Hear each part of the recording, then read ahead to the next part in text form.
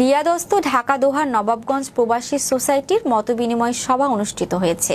Riyad Saudi আরব প্রতিনিধি Shiyab shine জানান, Saudi আরবের শিফা সানাইয়া এলাকায় রিয়াদস্থ ঢাকা দোহার নবাবগঞ্জ প্রবাসী সোসাইটির উদ্যোগে ইউরোপ বাংলাদেশ জামায়াতে ইসলামীর মুখপাত্র বিশিষ্ট সমাজসেবক ও ব্যারিস্টার মোহাম্মদ নজরুল ইসলামের রিয়াদ সফর উপলক্ষে প্রবাসীদের ভোটাধিকার আদায়ে ঐক্যবদ্ধ হয়ে কাজ করার লক্ষ্যে মতবিনিময় সভা অনুষ্ঠিত হয়েছে। দোহার নবাবগঞ্জের প্রবাসী সাইফুল ইসলামের সঞ্চালনায় শফিউদ্দিন সরকারের সভাপতিত্বে প্রধান অতিথি হিসেবে উপস্থিত ছিলেন ব্যারিস্টার মোহাম্মদ নজরুল ইসলাম।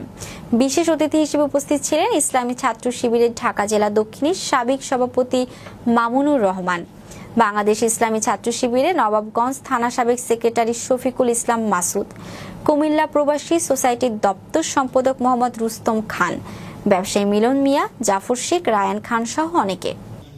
আমি অত্যন্ত আনন্দিত আলহামদুলিল্লাহ। আজকে আমি রিয়াদের বুকে একখণ্ড দোহার নবাবগঞ্জ দেখতে পেয়ে অসংখ্য ভাইয়েরা এখানে এসেছেন অত্যন্ত অল্প সময়ের নোটিশে। আমি এই জন্য অত্যন্ত কৃতজ্ঞ যে ভাইয়েরা সারাদিন কর্মব্যস্ততার পরে এখানে আমাদেরকে দেখার জন্য এসেছেন, সাড়া দিয়েছেন।